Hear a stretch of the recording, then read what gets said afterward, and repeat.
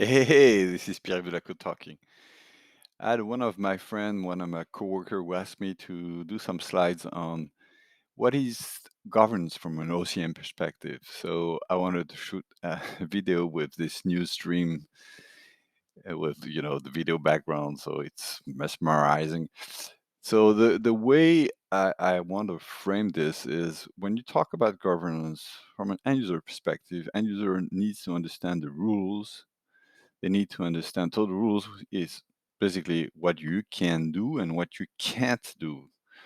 So, for example, some organization don't allow bring your own device, or don't allow to invite guests in your team or whatever. There are probably a lot of rules, and a policy is to explain in a use case, you know, what you should do or what you shouldn't do. And also, it's important to define the processes that are in place. For example, coming back to Teams, what is the process if I want to request a team? Is it self-service? Is it do I need to fill out a form or whatever, or is it only for some people?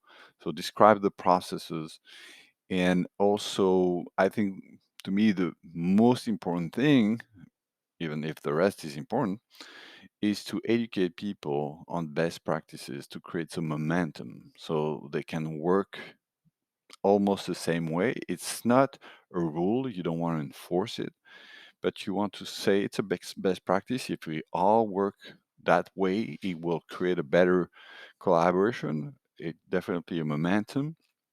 So a few best practices could be what I call digital etiquette. It could be around email, for example. Don't use email to communicate internally. Use Teams or share your calendar. There's different etiquette depending on the subject that you can build. But the key thing here is if you decide, just IT decides the different governance because of their prerogatives, um, they probably going to end with shadow IT because people have needs. So I think it's key to have a dialogue between business and IT to understand the end user needs, and also to understand the technical constraints, security, whatever it is, policies, and to have a dialogue so people can understand, what is the best way to achieve what they're trying to do. And sometimes there are some limitations, and people need to understand what they don't when they don't understand, or they think it's stupid because they didn't have this dialogue. There's a risk, even a bigger risk, not having governance. So governance is key. That was my pitch about how you should do a governance.